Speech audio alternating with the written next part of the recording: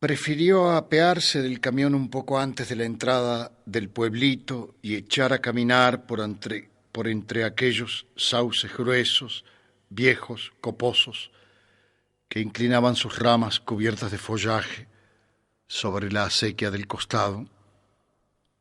A poco andar distinguió entre los yuyos sobre el terraplén la negra estructura de la alcantarilla de hierro, caminó hacia ella. Trepando la barranca, llegó hasta el borde y allí decidió sentarse, con las piernas colgando.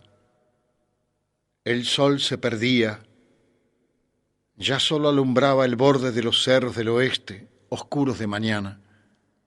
Agustín siguió recorriendo el paisaje con la mirada, más allá, apenas insinuadas las cumbres blancas, azules, tenues, lejanas, hacia el fondo el rastro del camino de tierra ascendiendo en leves curvas. Después miró el agua, en ese tiempo muy mermada, del arroyo debajo de la alcantarilla. En él los pequeños renacuajos nadaban y se escondían súbitamente debajo de las piedras del fondo. Agustín arrojó el cigarro a medio fumar, que murió con un pequeño ruido al apagarse en el agua. Sus recuerdos eran muy nítidos en este momento. Se veía 20 años atrás recorriendo el bosque, trepado a los árboles para arrancar intactos los nidos de horneros, pescando luego. Pescaba con aparejo de varilla de guaranabay, un hilo y un alfiler doblado en la punta, o también con cancana, enhebrando las lombrices hasta hacer una pelota con ellas en el extremo de la línea. Con la cancana era mejor pescar luego de las tormentas, cuando el agua se enturbiaba y había que tener muy alerta la mano, pues al primer pique se debía tirar. Las yuscas caían entonces sobre la orilla y no se perdía tiempo en quitarles el anzuelo del buche, a veces tragado tan profundamente que era menester destrozarles la boca. También se evitaba así cambiar o arreglar la carnada a cada pique. Cuando por fin decidió seguir andando para entrar al pueblo, casi era de noche.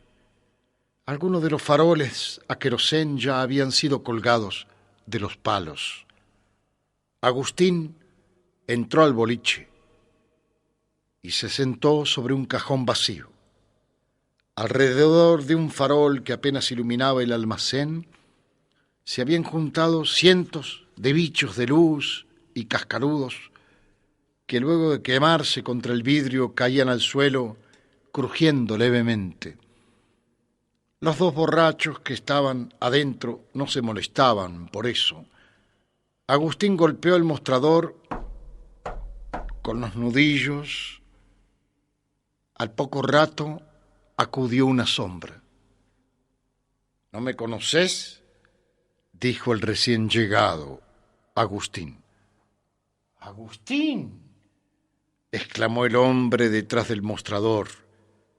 Enseguida su rostro ensombrecido por la mala luz y la barba descuidada apareció en el círculo semiiluminado. No podía creerlo.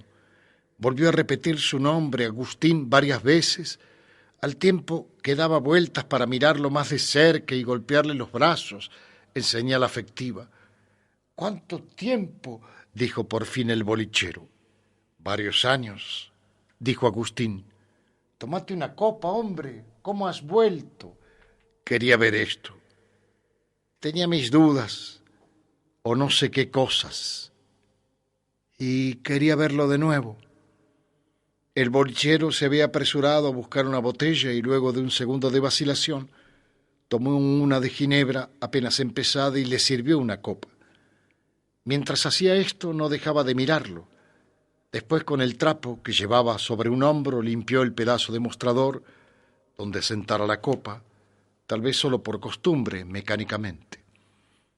Agustín miró el interior con mayor detenimiento. Ahora lo veía demasiado pequeño y bajo, casi sofocante de tan pequeño. Junto a una de las paredes se elevaba una estantería hecha de maderas de cajones de embalar. Cerca del mostrador, dentro de una fiambrera, quizá aquella misma de antes, un queso solo se refugiaba de las moscas. Las otras dos paredes casi ni se veían por la mala luz de la lámpara, parecían cubiertas de cajones que contenían botellas de vino o envases vacíos. En la cuarta pared se abría la pequeña puerta de entrada con el umbral demasiado alto. El piso era de tierra apisonada como antes. Agustín, mientras iba recorriendo con la vista el interior del boliche, lo comparaba con aquello que había dejado de ver hacía 20 años. Estaba todo, salvo que ahora las cosas le parecían más pequeñas, más pobres. El negocio tenía entonces un gran letrero blanco con el nombre pintado de negro, se llamaba Almacén de González, y en el sitio en el que ahora estaba esa pila de cajones, antes hubo otro estante con toda clase de mercaderías. Allí, precisamente, Agustín había descubierto el pequeño cuchillo con vaina de cuero. Varios días estuvo yendo al boliche para mirar el cuchillo desde la puerta, hasta que al fin González le dijo: «Vale 1,20, pero mañana me llega una carga de mercadería. Si me ayudas con los cajones, es tuyo». Él no durmió esa noche y al amanecer, no pudiendo aguantar más la cama, se levantó antes que nadie y fue casi hasta el puente para desde allí, sentado en una barranca, contemplar cómo salía el sol en espera del tren. El tren no llegó hasta las 10. Después trabajó toda la tarde. Al anochecer los cajones estaban apilados en el patio interior del boliche y González dio a cada uno lo suyo, una botella de vino a los hombres y a él el cuchillo prometido. Pero al día siguiente, cuando fue al río a pescar, como todas las tardes, perdió el cuchillo. Fue inútil la búsqueda, que duró más de 4 horas. Al fin la abandonó y no tuvo más remedio que llorar, y así permaneció en la playa, junto a una gran piedra, llorando y mirando el río, hasta que la soledad y su propio llanto lo asustaron y volvió. Ahora de regreso miraba aquel mismo estante donde una vez realmente había sucedido aquello. Descubriera el cuchillo.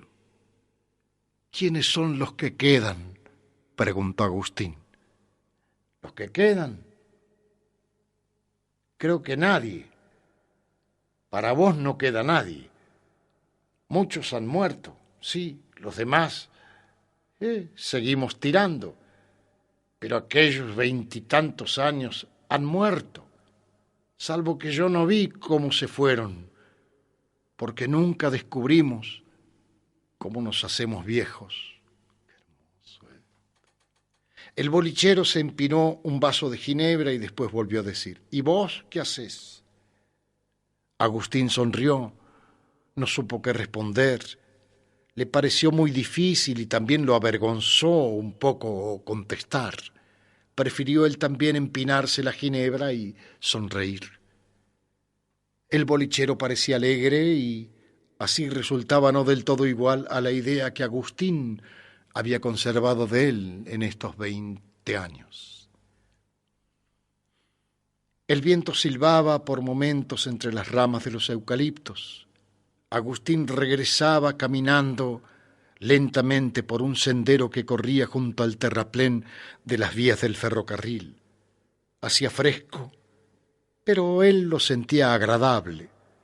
Por momentos, en medio de aquellas cosas, de ese color violáceo de los cerros no muy distantes, de algún olor vegetal que súbitamente había creído reconocer, del cielo azul, creyó que algún milagro del tiempo se producía, pero solo fue un instante. Casi al final del sendero, flanqueado de moreras, estaba la casa de la vieja maestra. Agustín había ido hasta ella y al trasponer el umbral el portón crujió. 2 o 3 perros ladraron y enseguida una figura gris, silenciosa, sin movimientos, apareció en la galería. Era ella. Estaba igual, pálida, silenciosa. Lo invitó luego a conversar debajo de unos naranjos junto al pozo de agua, donde muchos años atrás él se asomaba para ver el ojo oscuro, misterioso, del agua. La maestra lo escuchaba hablar contemplándolo como a un aparecido. Agustín pensó por un momento que ella seguía siendo bella, pero ahora un bozo leve le sombreaba el labio y el gesto de la boca se acentuaba cuando sonreía. Muchas veces pensé en volver, hasta decidirme. Pensaba que había que mirar esto de nuevo. Quería morirme aquí, dijo Agustín al final. No es tiempo, dijo la maestra. No es tiempo aún. Todo a su turno. Agustín la escuchaba y sentía aquellas palabras como una prolongación extraña, como algo que ya había oído desde siempre. No sabía qué decir, pero se daba cuenta de que tenía necesidad de estarse ahí, sintiendo la brisa, mirando los árboles de la huerta y las montañas azules a lo lejos. Antes, digo, cuando estaba lejos, dijo Agustín, pensé muchas veces en esto, pero fue inútil. Ahora comprendo que fue inútil. No podía descubrirlo. A veces sí creía captarlo en sueños, pero eran cosas fugaces. Ahora todo eso me parece tonto. Creo que nunca descubriremos la realidad pensando. Qué frase, ¿no? Creo que nunca descubriremos la realidad pensando. Hace falta amor, hace falta el amor, dijo la maestra. Es verdad, al fin nos damos cuenta de que pensar no sirve de nada, dijo la maestra. Mientras hablaban, dejándose estar en las palabras, como si la absurda presencia de algo les dificultara la conversación, Agustín descubrió a Mr. Dreyer. Trabajaba en los fondos de la huerta entre los naranjos y los había ignorado. Tenía los cabellos blancos. Después la maestra le contó que estaba completamente sordo por causa de un cartucho de dinamita que le estallara a una distancia suficiente como para romperle los tímpanos. Ahora de cerca, Agustín tan solo veía la cabeza blanca y la camisa de Mr. Dreyer y miraba también, recortada contra el atardecer, la figura de la maestra, con su gesto burlón y el asomo de bozo sobre el labio. Recién advertía cuántas veces había pensado en ellos, cuántas veces los había visto en el fondo de la memoria y los había escuchado hablar y decir cosas extrañas. Los veía, por ejemplo, cuando eran jóvenes y cuando ambos, ella y aquel hombre de cabeza blanca que trabajaba en el fondo de la huerta, huían para regresar todo en una sola secuencia, con 2 pequeñas hijas, aquellas que él había conocido. Y después también le recordaba sirviéndoles los quesillos con zarzamora a los 3, a sus 2 hijas y a él. Y también recordaba cuando un enorme sapo saltó del balde del aljibe. Ahora regresaba caminando por aquel sendero a un costado de las vías y todo le parecía irreal. No soy rico, pero tengo mis pesos. No hay mejor forma de hacerse unos pesos que quedándose firme en un sitio, dijo el bolichero. Tu padre fue un buen hombre, lo reconozco, pero no supo quedarse en su sitio. Había que esperar lo del puente, agregó. Cuando vinieron los gringos a construir el puente, estaba yo solo porque sabía hablarles y a ellos les gustaba eso. Entonces les vendí lo que precisaban para el campamento durante todo el tiempo. Yo hablo inglés, lo aprendí allá, manejando camiones. Algunos de ellos creyeron que yo había nacido allá, pero no. Yo hablo en tejano, en inglés de Inglaterra, en inglés judío, en inglés negro.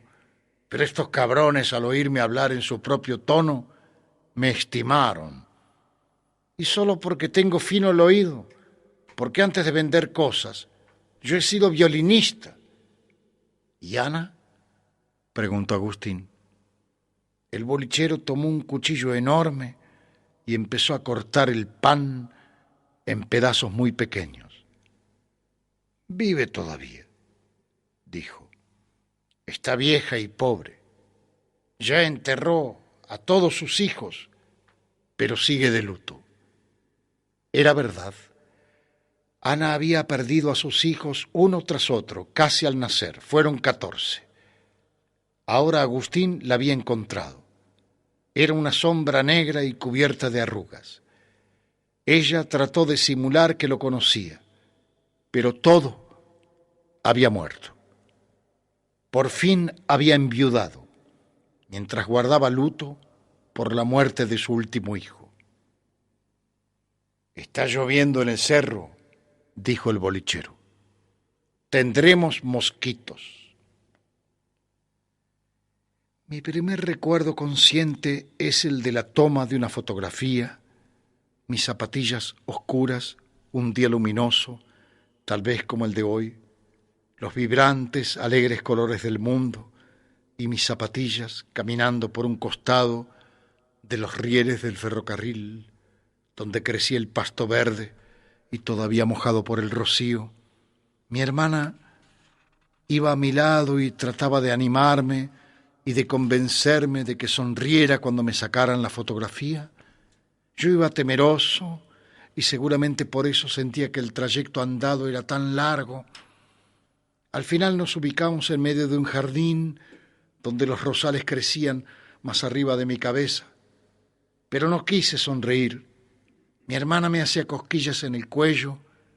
La dama que deseaba fotografiarme hacía piruetas detrás de la máquina y me alentaba, pero terminé defraudando a todos y creo que huí a esconderme entre los helechos y las flores. Después hay muchas lagunas en mi memoria. Sin embargo, recuerdo cómo nuestra pequeña casa temblaba al paso del tren. Presentíamos la llegada del tren por un leve temblor, imperceptible para el que no tenía ese hábito, seguramente. Entonces yo salí hasta las vías y apoyaba un oído sobre un riel. Allí lo confirmaba y regresaba corriendo a mi casa, dando alaridos de alegría. Enseguida me subí a la tapia y recién al cabo de un tiempo asomaba el humo oscuro en el cielo para aparecer luego la negra figura de la locomotora. Después pasaba el tren haciendo sonar estridentemente el pito de la máquina. Yo lo saludaba estirando los brazos y gritando. Al cabo, cuando el tren se había perdido nuevamente en la curva, nuestra casa cesaba de vibrar. Creo que casi todo lo aprendí al lado de las vías ferroviarias. La espera, la alegría eufórica, la impaciencia. Amaba a esa gente que pasaba a mi lado mirando a través de las ventanillas y a las que yo saludaba feliz. A esa gente que todas las semanas de todos los meses del año iba y volvía y me miraba a través de las ventanillas.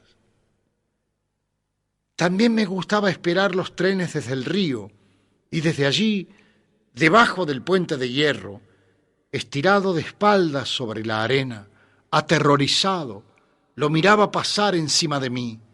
Observaba esas entrañas de monstruo a toda velocidad, despidiendo ascuas y cenizas. Después quedaba el cielo arriba, oscuro, encerrado entre los gruesos barrotes de los durmientes del puente. Al rato, solamente el murmullo del río y el canto de algunos chalchaleros entre los árboles de la ribera. Él fue hasta la ventana para cerrarla. La lluvia caía con más fuerza y un sonido lejano anunciaba la llegada de un tren a toda máquina. «Creo que serán varios», dijo mi padre. «No sé cuántos», agregó mi padre, «pero serán varios». Para mi madre la guerra era algo así como el dragón de San Jorge, una cosa monstruosa, horrible, pero asimismo lejana, ajena, posible sola para otras pobres gentes, pero remota, imposible para nosotros, o algo así como un terremoto en la luna. Eso era la guerra para mi madre. Y ahora la guerra, el fruto de esa guerra, pasaría frente a nosotros, tocándonos casi. «Ahí vienen. Creo que serán varios, no sé cuántos, pero serán varios», dijo mi padre. Aquellos convoyes de tropas derrotadas que el Paraguay devolvía a Bolivia vía La Quiaca constituían además para mi padre un trabajo extra, realmente inusitado y que venía a romper la monotonía constituida por el paso de un único tren semanal durante años. Ahora venían trenes de la Guerra del Paraguay. Mi padre, arropado con su grueso sobre todo de servicio, esperaba el primer tren que entró en la pequeña estación haciendo temblar como un monstruo, pero no se detuvo. El temblor duró solo unos segundos y luego escuchamos a lo lejos el pito de la locomotora que comenzaba a repechar la cuesta para el fin perderse quebrada adentro. Mi padre me abrazó. «Era largo», dijo mi padre, quitándose el raído sobre todo de servicio. «Extraño», dijo también, «pero demasiado rápido. Pasó demasiado rápido, en mi opinión». La noche era clara, fría, y el cielo cubierto de estrellas. Soplaba un viento seco, cortante desde el río, que hacía crujir las ramas de los grandes eucaliptos que estaban junto al andén de la estación. «Mamá, ¿qué es la guerra?», pregunté. Ella me miró, pero no contestó. «¿Qué es?», insistí. Mi madre, sin mirar, me dijo: «Que te lo diga tu padre». Pero ahora dormí ya. Mi padre no estaba entonces en la habitación y no pudo explicármelo. Al otro día: «Esa es la guerra», dijo el carnicero. En la carnicería conversaban el carnicero y don Carlos. Alrededor de ellos estaba la gente muda esperando que los despacharan, pero atentos. El sol comenzaba a animarse y con sus rayos iba fundiendo el pequeño manto de escarcha casi invisible que la noche había acumulado sobre las hojas de las plantas y los pastitos. Yo estaba atento a todo esto, sentado en un viejo tronco muerto a un costado de la puerta, mirando hacia el interior de la carnicería. «El tren no paró aquí porque tiene órdenes», dijo don Carlos. El carnicero dijo: «Sí, iban todos enfermos». «Esa es la guerra», dijo el carnicero. «Es que son unos roñosos», dijo don Carlos. «Estos bolivianos son así, traen las pestes, son unos roñosos». «Roñosos o no», dijo el español, «eso es lo que nos hace falta». «¿El qué?», preguntó don Carlos. «Pues el qué, la guerra. Así todos esos vagos irán de soldados». El carnicero asintió. Las mujeres y los hombres escuchaban la conversación sin intervenir, esperando que el carnicero despachase. Yo escuchaba atentamente. Llegó y lo vi. El segundo tren llegó. De pronto se detuvo. Tal vez le había sucedido algo. Estaba iluminado y vi los uniformes rotosos, las cabezas, las manos, las caras vendadas. Vi a uno de ellos que masticaba un pedazo de pan como un perro. Después vi los largos fusiles con las bayonetas caladas de los que custodiaban e inmediatamente distinguí la horrible carcajada de un soldado mostrando la boca como un pozo, desdentada y sucia. Alguien bajó del tren, no recuerdo esto con nitidez, pero bajó y vino corriendo hacia el lugar desde donde yo observaba junto al robinete del agua. Entonces salí corriendo, dando alaridos de terror, gritando: «¡Mamá, mamá, mamá, la guerra! ¡He visto la guerra, mamá!», llorando desconsoladamente hasta que mi madre me cubrió con sus brazos. Casi enseguida el tren arrancó. Desde allí se escuchaba con mayor nitidez el rumor del río. De nuevo crujía la puerta. «¿Sos vos, Agustín?», dijo la maestra, apenas asomando por una ventana. Agustín entró. «No tenés por qué llamar a esta puerta, Agustín. Hacé como siempre». Agustín sonrió. «Sí», dijo Agustín, «era solo por los perros. Al fondo, en la huerta, quemaban yuyos». Agustín lo percibió por el olor, también sintió el de los azahares y vio de pronto las suaves curvas de los limones verdes. Entonces se sentó en un banco junto a los dos viejos sauces y esperó. Una catita comenzó a dar voces. Agustín se adormecía con el silencio, pero también con el ruido de las aguas del río. Solo cuando estamos de regreso descubrimos y comprendemos la importancia de todo aquello que habíamos ignorado hasta entonces: la tenue luz del sol sobre el tejado, la hierba que crece a nuestro pie, el monótono cantar de un gallo en la siesta abandonada. Escuchamos el ruido de una acequia y vemos pasar con ternura de hermano o de hijo a ese campesino con la azada al hombro. Estamos solos, deseando comprender el lenguaje del silencio, sumergirnos en esa eternidad del mundo, en intento de náufrago. Queremos ser humildes, congraciarnos con esa flor silvestre, con esa piedra, con esta tierra siempre igual a sí misma, que hasta entonces habíamos pisoteado, porque ahora, después de todo, nos sentimos definitivamente solos frente a toda esta armonía elemental y sin memoria que nunca muere o que está naciendo cada día.